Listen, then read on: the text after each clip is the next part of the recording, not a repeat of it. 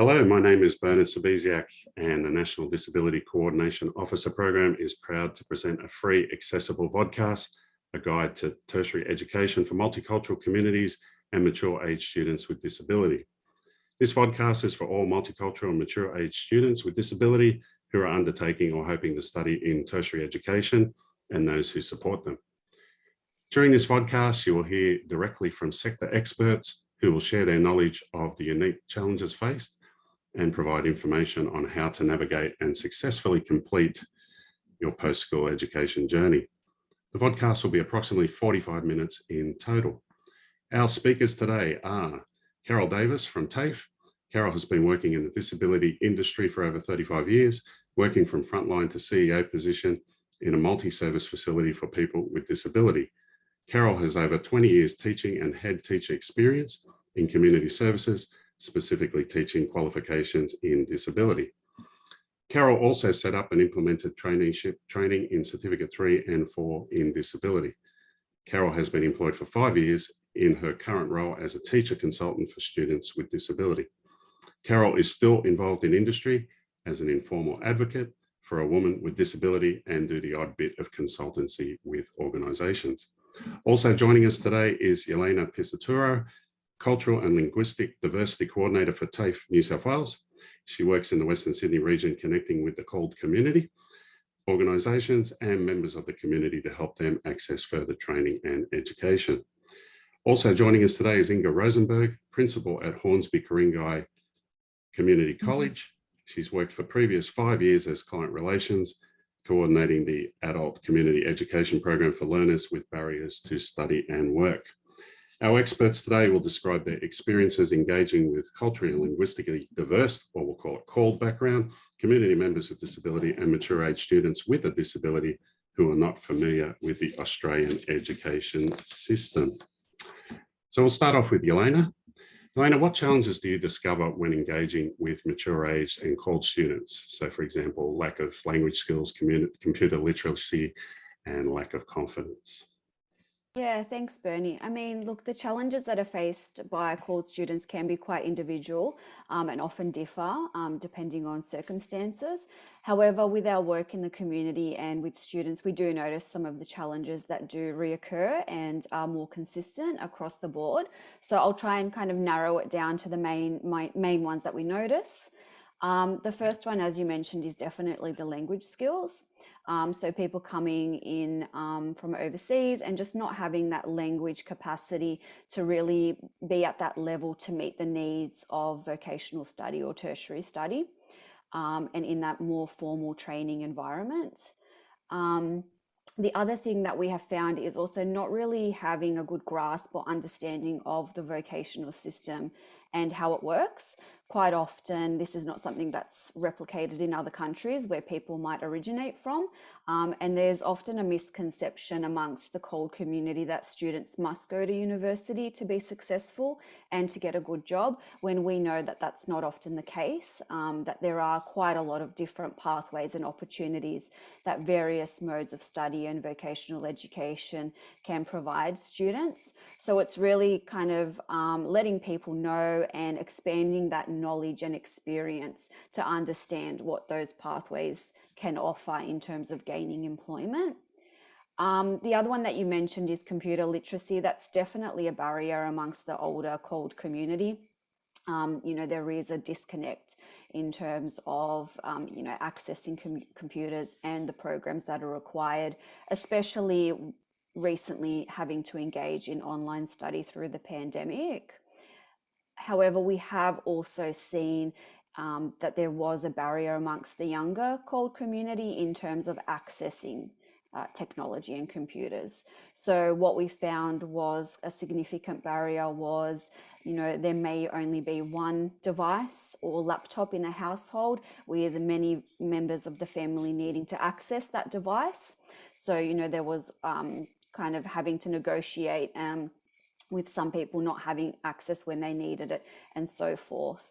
And then also on top of that, the stable internet connection A lot of people we found only had internet through their phones and not necessarily through, the landline or Wi-Fi, which was also an issue that kind of really came to light in that lockdown pandemic period and continued as a lot of institutions, including TAFE, continue with some form of online delivery. The fourth barrier that we have found is that hesitancy to travel. A lot of times we have found that people are hesitant to travel to some TAFE locations that they may not be familiar with. And that challenge has quite a lot of layers to it. The first one being lack of competency or hesitancy to travel to an unfamiliar place. But then also, there's that added barrier with that inability to travel. So some people not having access to a vehicle or not being familiar with public transport or not being confident to be able to navigate the public transport system. So that also plays a big part in that barrier that a lot of the CALD community face. And finally, also worthy of mention is the effect of torture and trauma on the learning journey and the ability to engage in formal education and how that impacts their learning and the ways they learn. So, this is especially relevant and prevalent in the refugee and humanitarian entrants from overseas. So, I would say that they are kind of the main challenges and barriers that I've come across in the wider CALD community. Right, okay, thank you.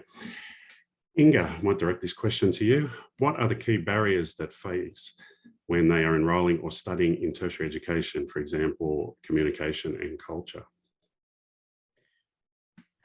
Communication, English language skills are definitely the biggest barrier, especially at the time of enrollment. When students enroll in an accredited course, for example, then we do need to collect a lot of personal information from our students. So that would include things like date of birth, their address, where they were born. And our students also need to sign quite a number of forms that are quite lengthy, including, for example, a consumer protection policy or privacy statements. So we are very aware that these can look quite overwhelming, but they are a government requirement. Also, the majority of our students in accredited courses enroll under government funding.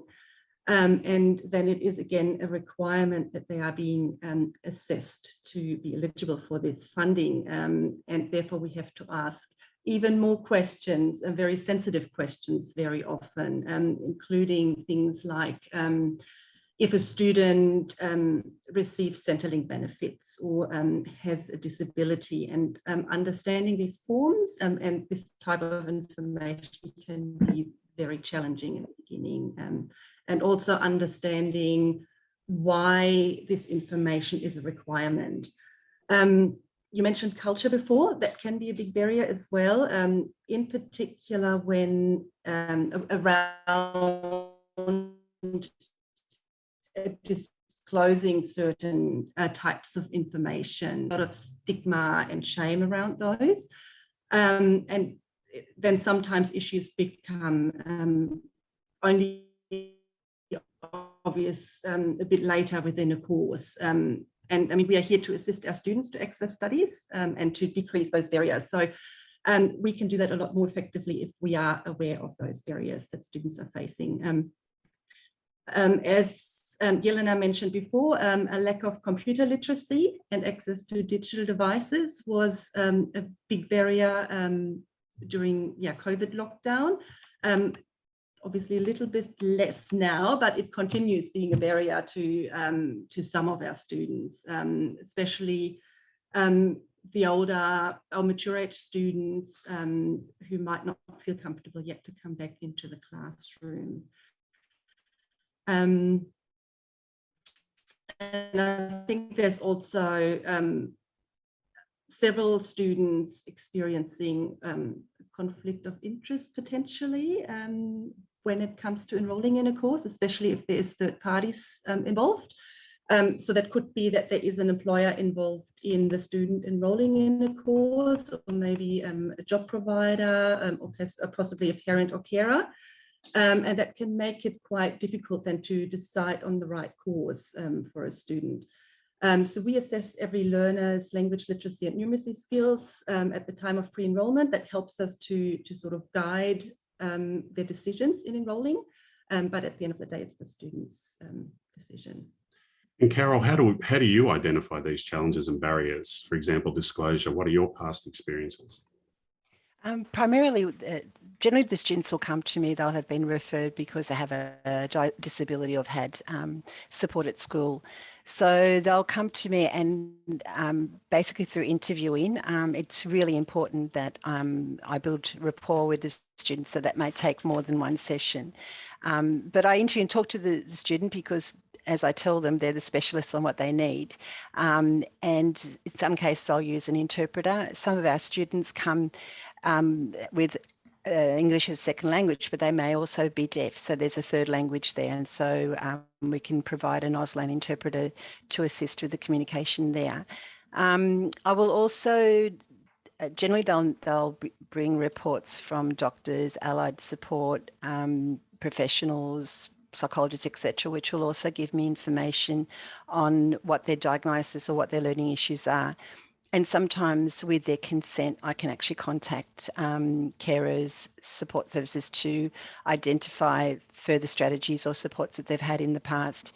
So, for example, if they've had some education in Australia, then I can get that information from the schools or a previous organisation. But I generally find the most important thing is to build that rapport with the student, because sometimes the students do come to me with undiagnosed disability. They may not see some of their diagnosis as being a disability. Mental health is a classic of that case, and that does impact on their learning. So I find it's really important for me to work with them and to build trust, because the other thing that will often happen, particularly if they've come from a country that has war, etc., they'll come with a not having confidence in government departments and TAFE being from the government. So it's also breaking down those sort of things with them. And I find that once you've built the rapport and trust, then you're able to get out hidden issues, and that helps with working in terms of developing strategies, etc. Thank you. And Yelena, what steps are taken to address these challenges, reasonable adjustments and things like assistive technology? Yeah, look, Bernard, I'll speak to this question from a program perspective, and then I might pass on after to Carol to kind of really dig into those reasonable adjustments and technology that you mentioned. But, you know, with those barriers that I identified in the previous questions, from a program perspective, the COLD team works firstly at building that strong connection with the community. So as Carol mentioned, it really is that rapport building and that listening and understanding what the barriers are and what the needs really are, so that we can address those in the best way that we can. And as a result of those connections and conversations, what we have done is we've implemented various programs to meet those barriers. So we offer flexible delivery options where we partner with community organisations to deliver short courses in the community. So these short courses are really kind of entry-level pathways into formalised training.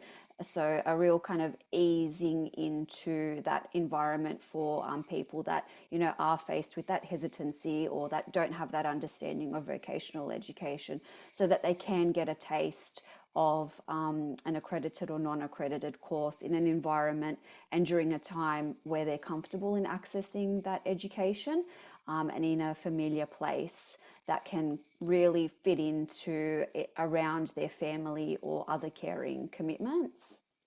And so that's one thing that we do.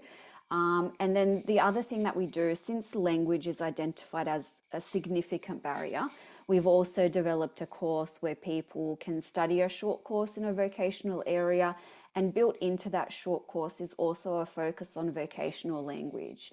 So they're studying a accredited course, but also have that additional support of kind of really reinforcing the vocational language surrounding that subject area. So the aim is to help improve their understanding of the language associated with that vocation, while also giving them the foundational skills to help increase their employability and knowledge of the Australian workplace and systems. And then finally, we maintain that strong connection with community groups and members of the community, and we quite often do information sessions with them to help increase that knowledge about vocational education, about TAFE, and those different pathways that might be different to university but still lead to positive education and employment outcomes for them. So that's kind of from a program perspective, and I'll might pass on to Carol to talk about the other challenges.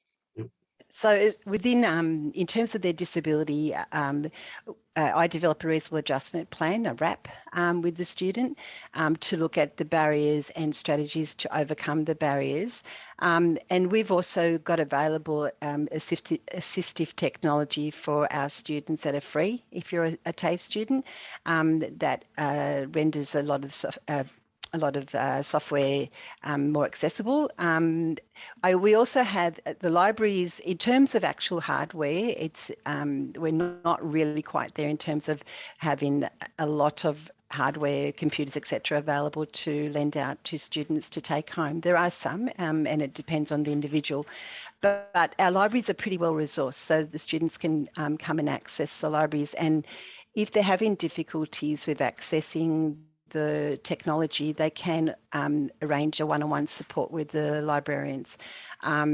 If there's students that are registered with myself, because as a result of COVID, there is a lot more online requirements in courses. And pretty much all our courses do use some component of online, whether it's Moodle or Teams, etc. So I will also set up some support with our disability assistants with the student to help them access all the technology that they need to and the platforms that they need to be able to complete their courses. So we do have quite a bit. If in terms of the student possibly being in the wrong course, in a course that they may not be ready for, so say if it's a high level, we can also refer them to our career counsellors, which will help them find a more appropriate pathway to where they want to end up. Okay, fantastic, thank you.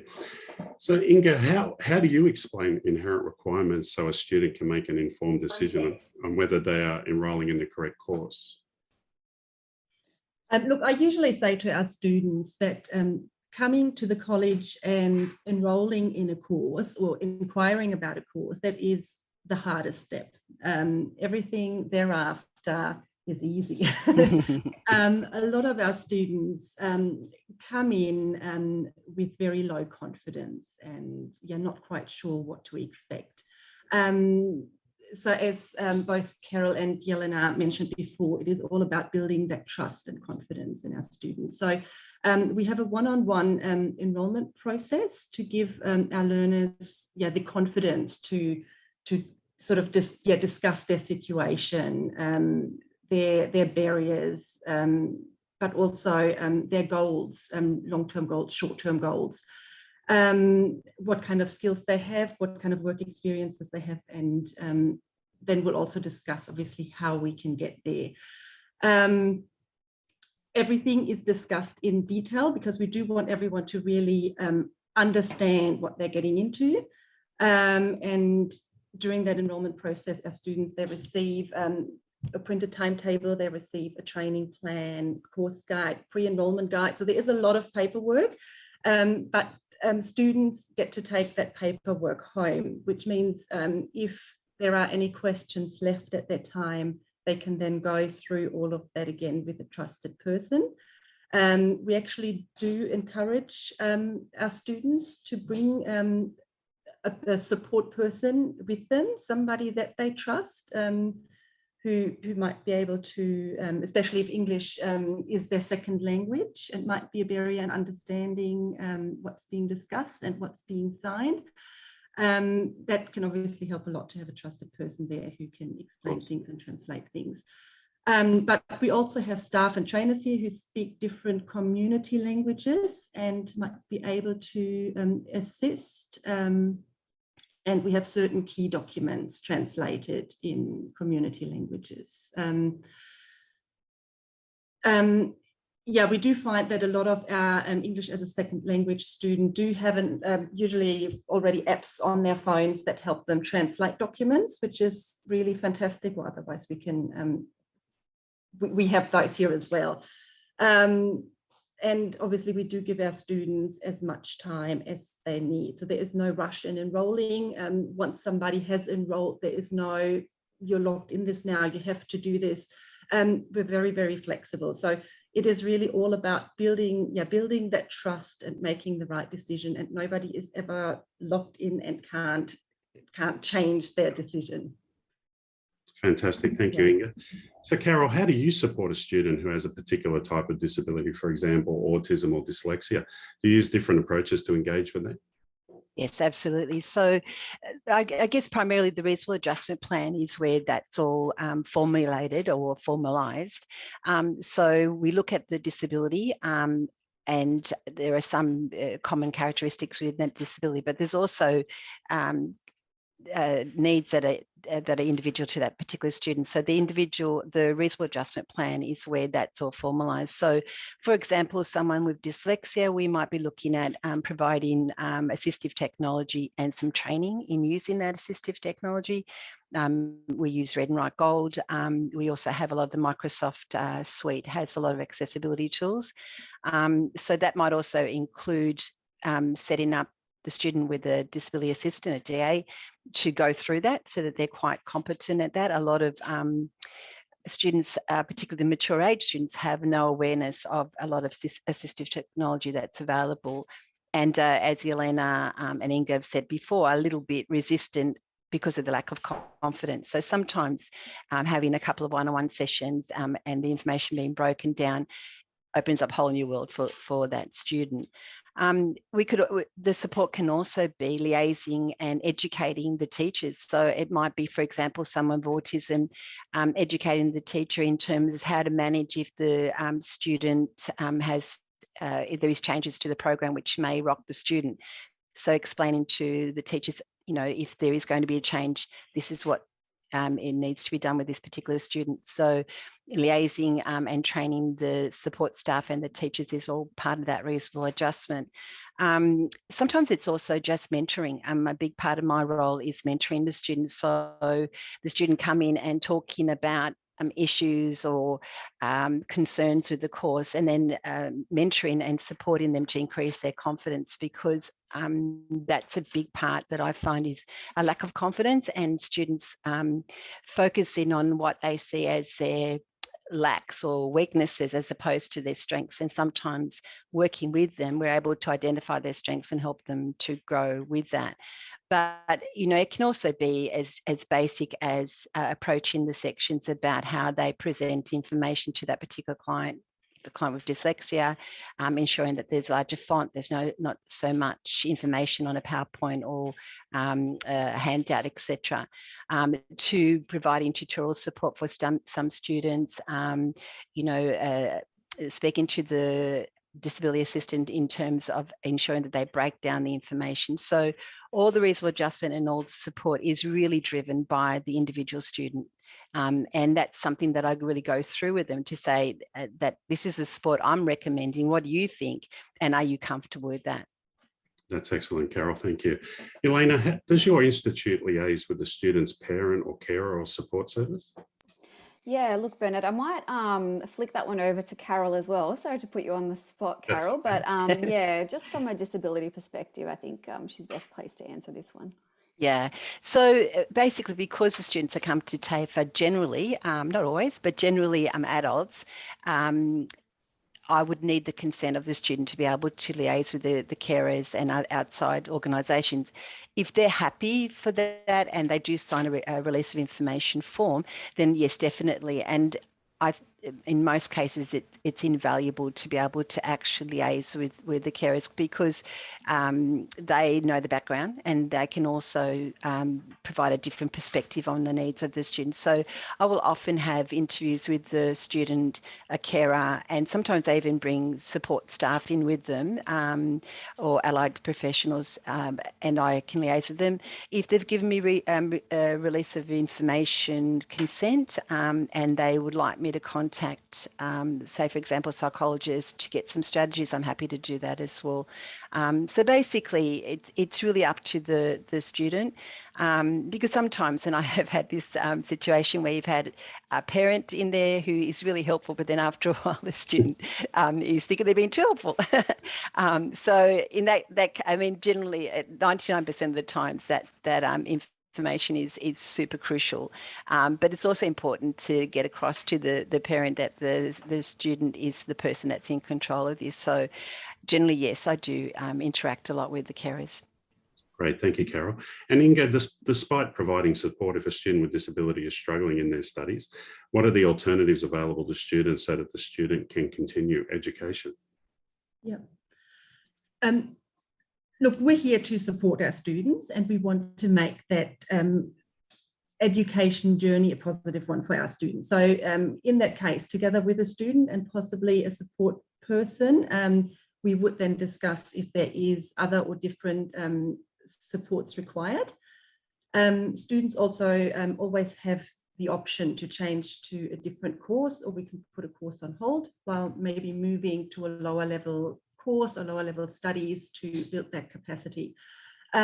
Most of our students, where barriers to studies are expected, will access training under the Adult Community Education program with us, which is a New South Wales government program which allows students to study individual units rather than a full qualification. And these units, they are identified individually with each student, so really to meet their needs.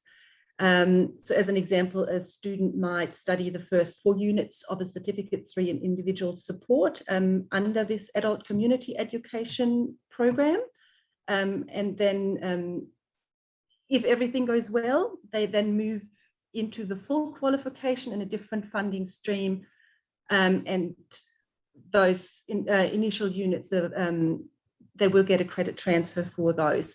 Now, if they struggle during that time, then we can very flexibly and quite quickly adjust the training plan to address those new needs.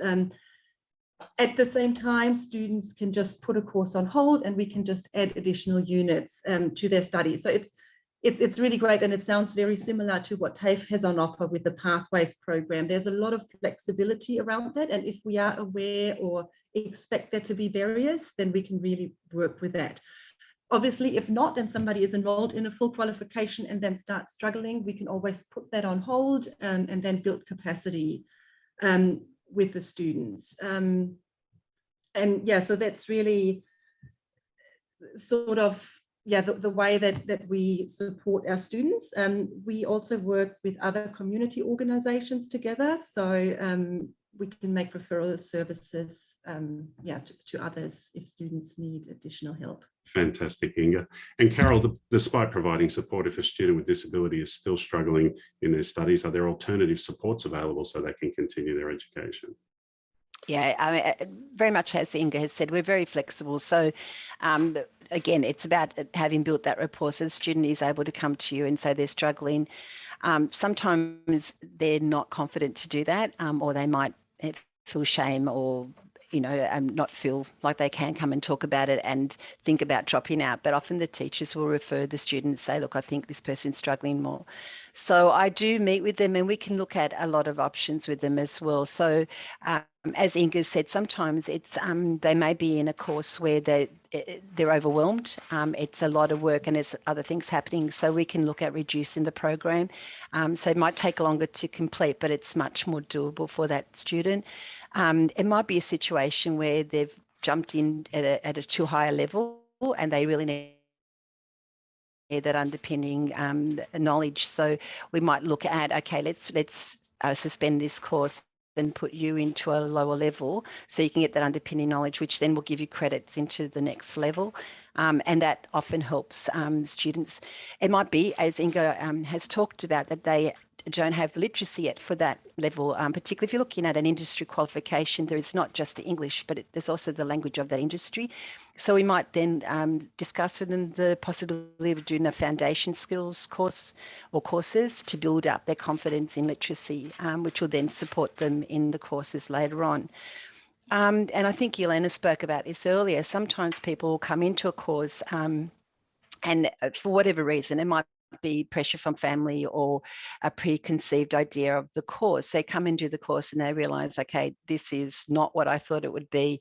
I just don't understand it. I'm not interested. And so then we might have a talk around that, and then I may refer them to career counselling to see what would be more appropriate for them, focusing on their interest, etc. So there is a lot of flexibility. We also have, in some courses, there are skill sets, which is a good way to see, number one, to give them some underpinning knowledge, but also to see if that's the industry they would really like to work in. Fantastic. Thank you, Carol. And Yelena, a mature age student provides you with an overseas qualification and requests an exemption from taking some of the subjects in the course. What would be your advice to that student? Yeah, great question. So as some of you may be aware, New South Wales does not have a formal body that manages and administers the review of overseas qualifications. However, TAFE will look at overseas qualifications if a student decides they want to study a course at TAFE. So, there may be an opportunity to be able to get recognition of prior learning for some of the subjects in that chosen course, depending on their overseas qualification and the assessment of those qualifications. So basically, my advice is, it can differ slightly depending on, the course and the type of study that you want to do. But in general, what we would look at is we would require a copy of that qualification from overseas and potentially a transcript of the subjects that were completed. And these documentation would need to be translated into English if they are not. And then what happens then, it's a process of working with one of the COLD coordinators in the region to have a look at those overseas qualifications and have them validated. So once it's been validated, the student would then work with the teaching section to see if there are any subjects that can be credited, to the course that they're studying. So as I mentioned, there can be a slightly different process depending on the area that's being studied. So for example, if it's a trade area, it might involve doing a skills test to demonstrate that you're able to complete certain tasks that are, that you need to show competency for as part of the course. Whereas, there are some other courses where, that wouldn't be required. So, like for human resources or a business type course, that would not be required. So it does kind of really depend.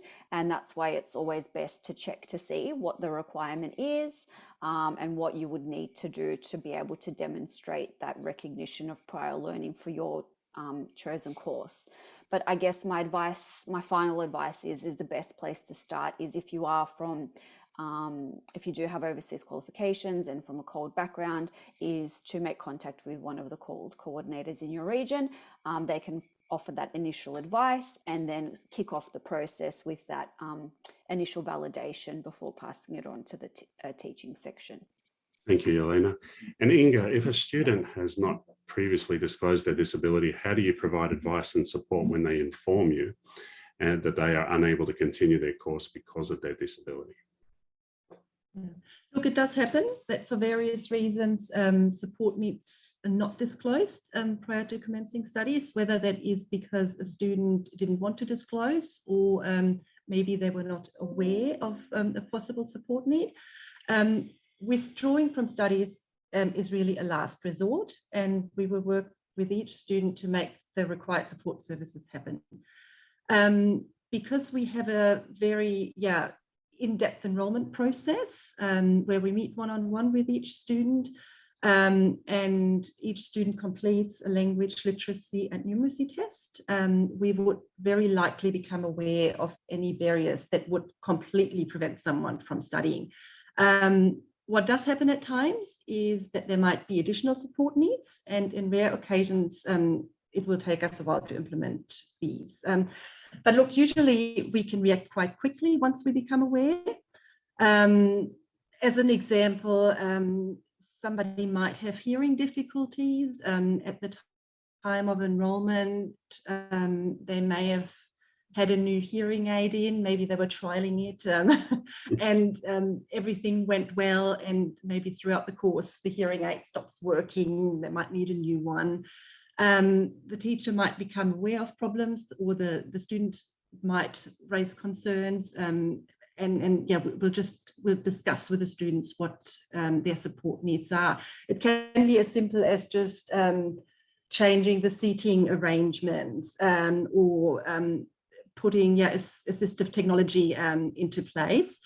But yeah, once we are aware, we are here to discuss support needs with the students. And the trickiest disability I find is always mental health. When somebody struggles with those, because they're the disabilities that a lot of some students might not feel comfortable disclosing, and they might not become apparent until later in a course, because a student might go really, really well in their studies, and then something might happen, maybe in their personal life, or maybe studies assessments might get too much to a student, and that might then trigger something that students might either stop attending assessments. That's what we then often find, or they might stop coming completely. So because we have a very high percentage of students with mental health problems, it is actually something that we now address at the time of enrollment, that if somebody